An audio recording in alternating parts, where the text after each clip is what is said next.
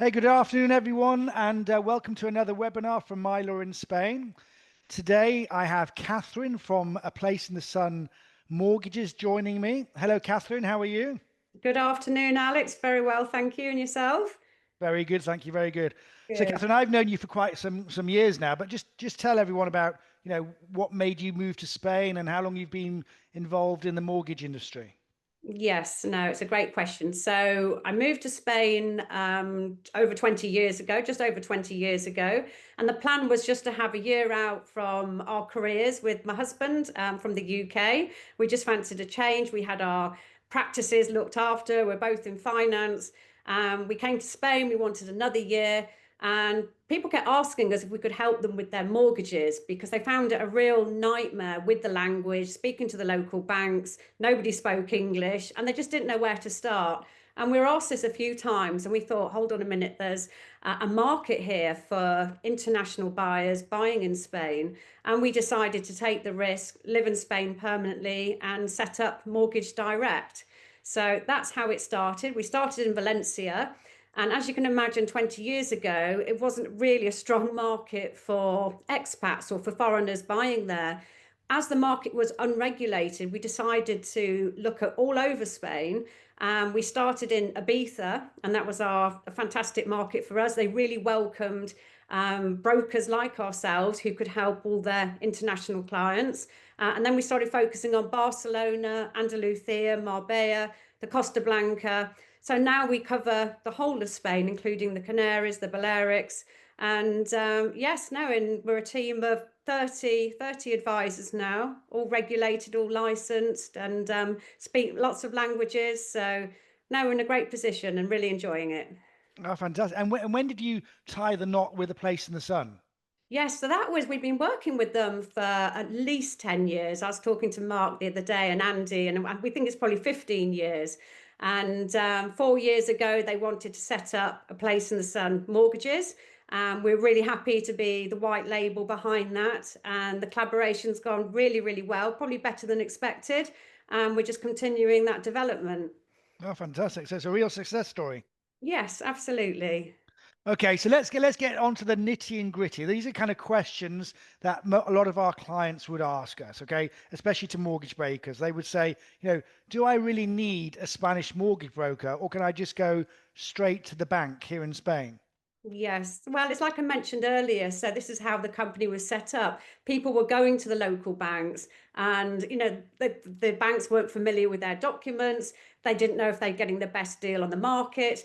A lot of international people are, they use a broker in their own country. So those are all reasons why you would use a broker. You want an independent service. You want somebody to look at all the banks inside, outside of Spain, and also offshore banks, family funds, private funds. In any one year, we're working with over 20 financial institutions, and that includes obviously the Spanish banks. But that just proves that a client's profile is suited to one bank, but maybe not suited to another. So I think that's the most important. Secondly, is the conditions that you're going to get in the UK, which is where I'm from and my UK background. If you went to a NatWest bank, for example, to get your mortgage, and you went to Scotland or to Brighton, you'd get exactly the same rate. In Spain, it's totally different, even since the regulations. So the rates vary considerably. And because of our relationships with the banks, we are the largest introducer of business to the banks. We get up to, not with all of them, but up to 0.5% off the interest rate, lower costs. So it's a huge saving to the client. They can save tens and 20, 30, 100,000 the other day with a large case because of the rates that can be achieved. It's a smoother process as well. It's really important because clients come over, even if they speak the language, it can be a minefield. As you know, Alex, going through the whole process, it's very daunting. And a broker will hold that client's hand from the start to the finish until they get the keys in their hand. And it's having the latest knowledge in the market as well. We come across a lot of clients who are buying a rundown property. They want to do the property up as soon as they've completed. There's now a mortgage product on the market. It's an amazing product. That's a renovation product. You can get it approved while you're getting your mortgage approved. You get the funds afterwards. You don't have to get architects' licenses, and it's a very flexible product. But if you don't know about that, then the client's not going to benefit. So lots of reasons for using a broker. Oh, excellent. Okay, so the $20 million question, Catherine, I hope it doesn't cost that. How much does it cost to employ a mortgage broker? Yes. So first of all, I'd say be wary of the fee-free providers out there. They do exist. And in 20 years, we've never come across a success story. So in terms of the fees, most brokers, this is ourselves and our competitors, they won't charge you a fee for getting the mortgage quote. So in our case, we'll do an assessment of the client. Obviously, all their details are confidential. We don't need all their documents at the initial stage, and we ask them to complete their details, or we go through it over the phone. Once we're clear on their profile, we'll then send a quote to them, and there's no cost for that quote. So, and we'll also send 3 quotes under the new regulation. We have to send 3 quotes by law, 3 offers. If the client only applies for one, then obviously it's just one offer. At that point, if the client wishes to go ahead and to get the mortgage approved, which we obviously recommend if they're going to start looking at properties, then we charge €695. And that comes with a money back guarantee. So if we can't achieve the conditions on the quote and the client doesn't want to proceed with anything less, we guarantee to pay that fee back. So if, for example, we've quoted a mortgage of 70%, we can only achieve 60, the client doesn't want to proceed, we pay that fee back. Right. One huge selling point is that with that, it gives the banks, that's why the banks like working with us so much, because we're only going to send clients to the bank that have paid our fee. The banks know it's refundable if we can't achieve the conditions. We've only had, in any 1 year, we have to pay back about 3% of those fees. And that's simply because it was a borderline. We weren't sure. So we were just seeing if we could get the mortgage through. So it's all very transparent. So the banks love us from that point of view. And that's why we get the better conditions. Our fees are very low compared to our competitors. And the fee that is paid on approval of the mortgage is 0.6% of the mortgage amount, a minimum of 1,500. A lot of our competitors charge 1% or 2,000, so we're very reasonable. So in effect, someone coming along, in summary, Catherine, would pay the 699, 6695, yes. 695 euros, and then they, on top of that, they would pay the 0.06%, 0.6% of the mortgage amount, correct. with a minimum fee of. €1,500. Okay, okay, and you confirm that in writing to them up front, so they've got an option of Absolutely. accepting it or turning it down. Exactly right. Exactly Okay, right. okay, and is that part of the regulation that you talked about? Because so you've referred to regulation, so I understand mortgage brokers are regulated now, and so you've got that as part of that process. You have to be transparent with your costs. Yes, absolutely. And to be honest, we always have been from day one because we think it gives, a better service to clients. But in terms of the regulation, I mean, we're actually pushing for this because having been in the market for 10 years, there were a lot of people operating out there and weren't operating the right way. And we thought, well, this market needs to be regulated. And as you know, Alex, it's regulated in 2019. We were the first international broker to get the license. And I think on the subject of regulation, it is worth mentioning because it really does protect the client. Obviously, companies have to be registered. You then have the FAIN process where they have a little test when they're at the notary, the client, to make sure they understand the mortgage that they're getting and various questions about the products. But the 2 points that really stand out is the currency risk and the valuations. So with the currency, if we've got a UK earner in pounds sterling, if the currency goes against the euro by 20%, the client has the right to pay the mortgage in their own currency. We haven't come across any situations yet, but it's comforting to know. The second one, and the most important, is the valuations. In the past, we always used to have to rely on the valuation of the bank. Now the client, by law, has the choice to choose their own valuation company as long as it's approved by the Bank of Spain. It's been a huge game changer for us, Alex, because in the past we'd be completing or going through the process with a mortgage in Barcelona, and the valuer is from Marbella. He'd been flown in, and of course he doesn't know the area. So now we can say to the clients or the estate agent who's selling the property, do you have a favoured valuer in the area? Do you know somebody who knows, the property or who knows the similar properties in the area? And we very rarely have problems now with valuations. So, huge, huge plus.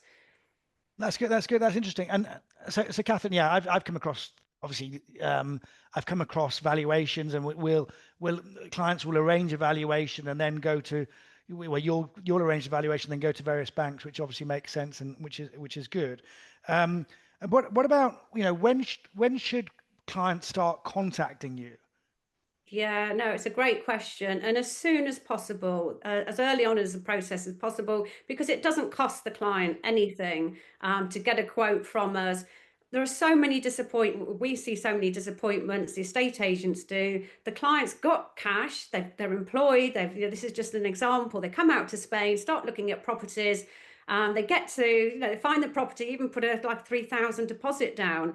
They then start the mortgage process thinking that they're going to get the mortgage, and there's absolutely no chance because they haven't got enough cash or their income profile is not suitable. So we always say as soon as you can at the beginning. So the sooner the better, Alex. Exactly, I agree with that. So whenever we always advise Catherine, someone who's thinking about moving to Spain or buying a property in Spain, to speak to a mortgage broker before they even start looking at properties, so they can find out, they can talk to you guys and find out how much they could potentially borrow, and Yeah, and then on that basis go out and look for properties. exactly. So so anyone kind of listening to this webinar, just please do that. Talk to an independent mortgage broker, contact Place in the Sun Mortgages, and talk to them about, ask them how much you could borrow before you even start offering on a property or even signing a reservation contract. Absolutely. Alex, just to add to that, which is really important, not only is obviously, that's the most important, but also if clients are going out with an approved offer under their belt, it has so much more weight and they have so much more power in terms of negotiating the price. Because if a client goes out there and then the estate agent or the seller more so says, do you need, does this client need a mortgage? If they say yes and there's no offer, there's nothing, then to them it's a huge risk. But if that client's coming in there saying, I've already started the process, I've got a pre-approval, I've got the funds and everything else, and they can start negotiating on the price, and of course they're a better fit for the seller. Absolutely, Catherine. So yeah, obtain your pre-approval before you come out to Spain to look at properties. One thing I would say from the legal perspective, we'd always recommend that clients contact us even before they speak to the mortgage broker or at the same time. We would put in place a power of attorney. That's a document that authorizes us to act for the clients in the in the buying process. We can apply for their NIEs, open a bank account with the lender that you would recommend to them, and we can sign the mortgage documents. But when it comes to the reservation contract, if someone has got is applying for a mortgage, you're right. If they've got the pre-approval, that helps. But we would always try and insert in the reservation contract that it's subject to the buyers obtaining a satisfactory valuation of the Mhm. property. So any monies that are paid down would basically be reimbursed if there was a poor valuation, etc. Yeah. And me personally as a seller, Catherine, I just kind of, because we act for buyers and sellers. Yes. Some sellers will come back to us and say, no, we don't want to do that. We don't want to subject it to your mortgage because your mortgage could take 2 to 3 weeks. And I've got a list, I've got Mm. a queue of buyers at my door now. So go and get your valuation and come back to me when you're ready to exchange contracts. So if they don't accept the mortgage clause, a satisfactory valuation, then it is a little bit of a risk, but it might be the Mm. property that they want. But in those cases, we'd always recommend to put down a lower amount, to risk a lower amount, say 2 to 3,000 euros, take the property off the market for say 10 days or 2 weeks, Yeah. whilst a valuation is obtained.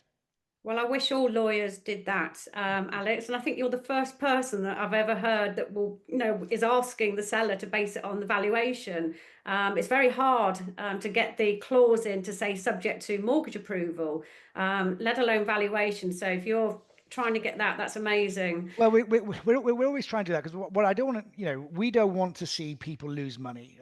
So we want them to we want them to buy the property. We want it to be a win-win for everyone. So what I we've got to see people signing contracts for properties that they buy and they're well informed. So if it is subject to mortgage and evaluation, then those clauses should be in there. And if the seller refuses, and lots of sellers do because they might have a queue of people outside the door whilst our clients, putting in their offer, then yeah, they've just got to take the risk. Okay, doing really well, Catherine. So, Catherine, do I go for a fixed or a variable rate? What kind of products are on the market which would be which would be most well, let me start again. Okay, Catherine, what should I go for? Should I go for a fixed or a variable rate? What type of products are on the market? As you know, in the UK, you can get interest only with capital, but here I suppose one key difference here is that when you take out a mortgage, you don't keep on swapping it after 2 or 3 years. It really is a mortgage for life. And that's another reason why you should speak to a mortgage broker up front to give you that great advice on the best products available when you buy that property. And whether you should go for fixed or variable. Which cases would you go fixed or variable, Catherine? Yeah, no, it's a great question. I'll just mention that we've always said that the Spanish market is very unsophisticated for reasons like you've given. You don't have remortgaging. There's no interest only unless it's a new, it's a self-build villa, and the first 2 years during construction you can have interest only. However, things are changing. We've even got mixed rates now. So just to give you a quick summary of each and why you would have each.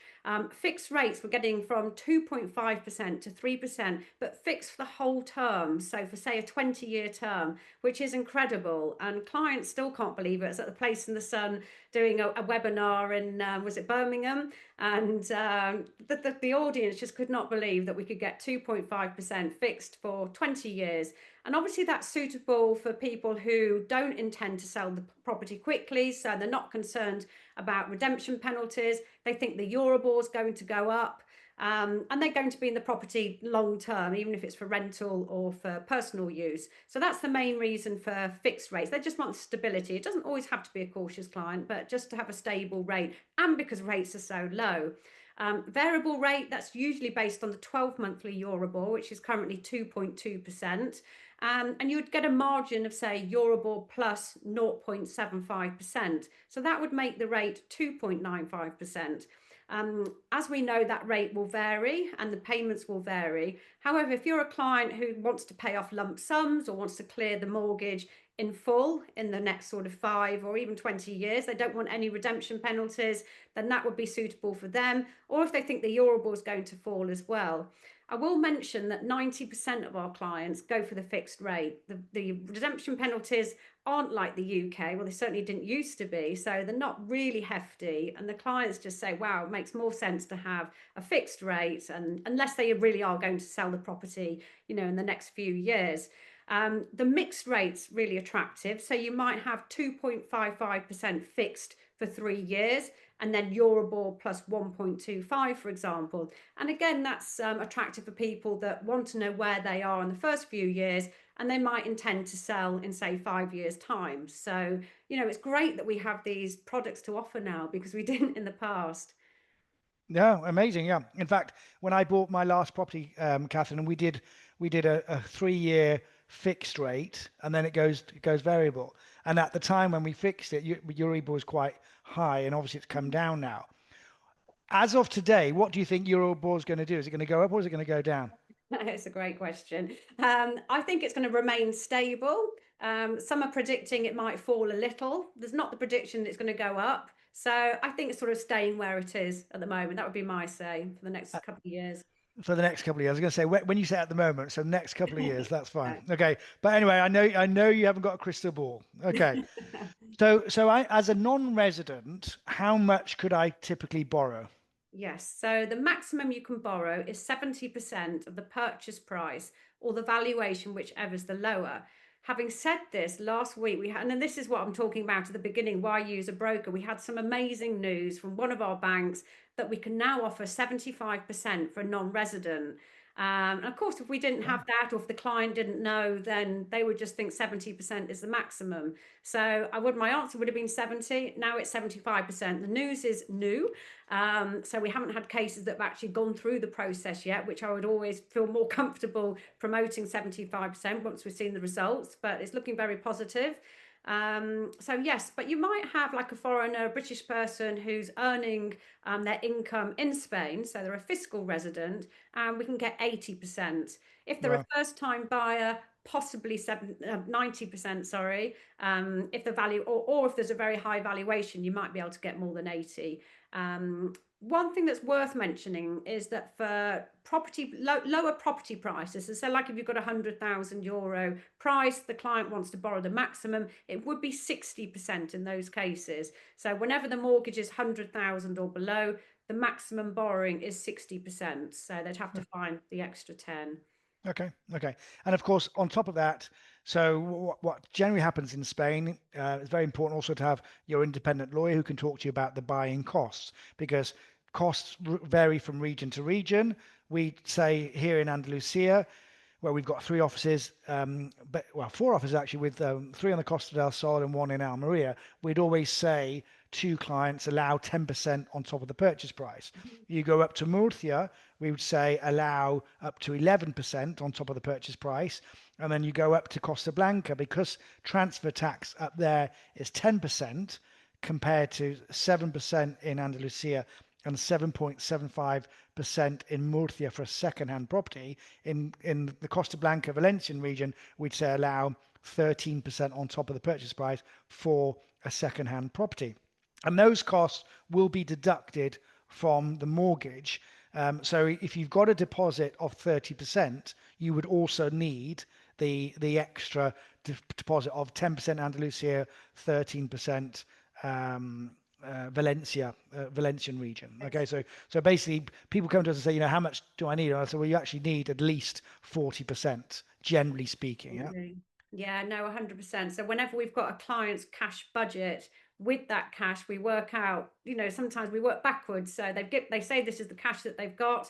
So we'll work out what price they can go up to based on the fact that that cash has to support the deposit and the fees and taxes that you're mentioning. Yeah. And how do they work out? How do the banks work out my affordability or a client's affordability, Catherine?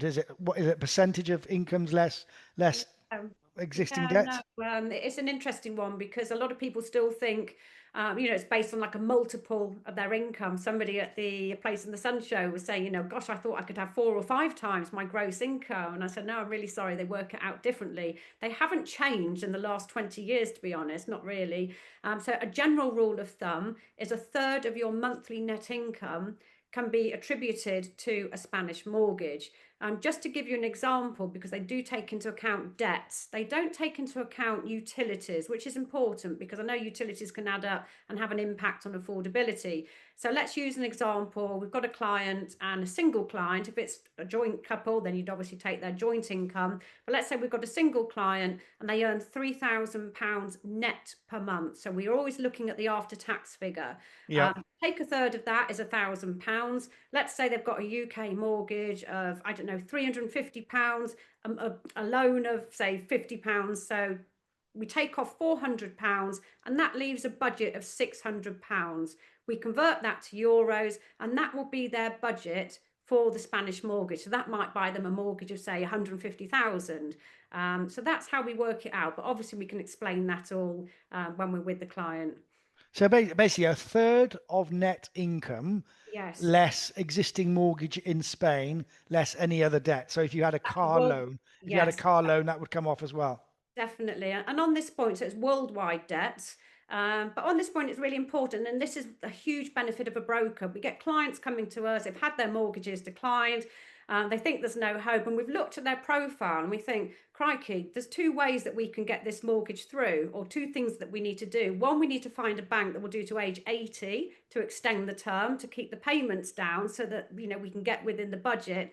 And the second one is just looking at their debts, their savings. And we had one the other day and they had a car loan. They didn't have much to pay off, but the premiums were high. So we told the client to clear the car loan. And the next thing, they could get actually more borrowing than what they're asking for.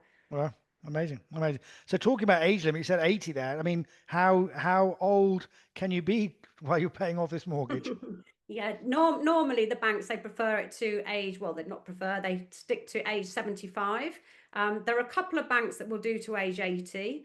And one thing to bear in mind is that if you're borrowing after the age of 67, and it's for a long period of the mortgage term, the banks will look at the client's pension. So if, for example, you've got a client who's 55, wants the mortgage to age 75, they will take into account the pension. Some clients say, but I'm not going to stop working, I'm going to work until I'm 70 or 80. But the banks assume you're going to stop work at 65, 67, and they want the peace of mind of knowing that when that, or if that income stops, that your pension income will be sufficient and, to pay off the Spanish mortgage. Well, that's quite complicated, isn't it? Because age 55 or even 57, for example, Mm. calculating your pension at that time as well, not always easy. No, no, it's not improving it as well. Yeah, interesting one. Yeah. Okay. So, and what about life insurance? So, yeah, basically things can people do die during the mortgage term. What happens there? Is it compulsory?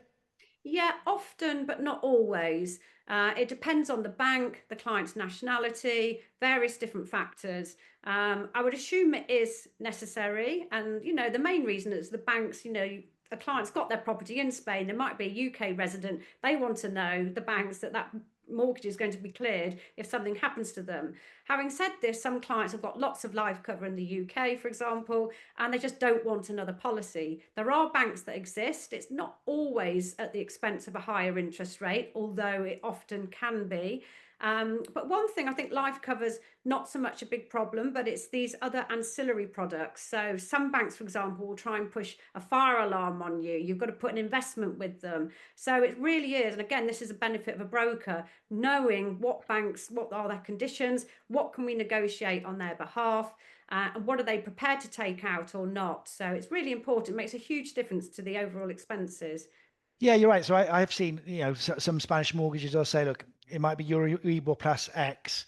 And then if you take out home and contents insurance or have your salary paid in there or pay in a minimum amount of 700 a month or take out a pension, you'll get a discount on that. So that's what you talk about, those kind of products. Yeah. Absolutely, Yeah. yes.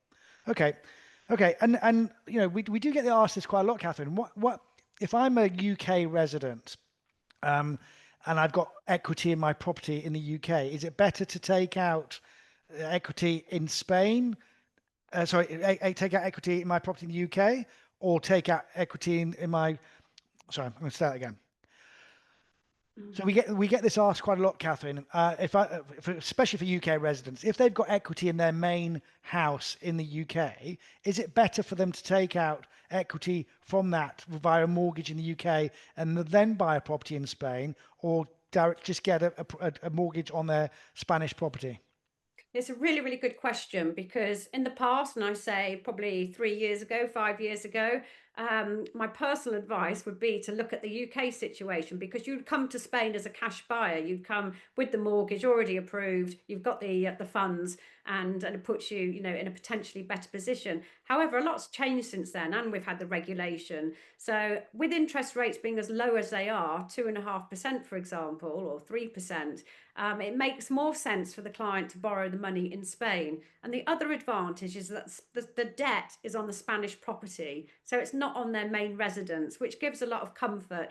Obviously, the Spanish banks could come after your UK property, but because we're now outside the EU as well, there's just so many complications. So there is peace of mind for the client that the debt is on that Spanish property.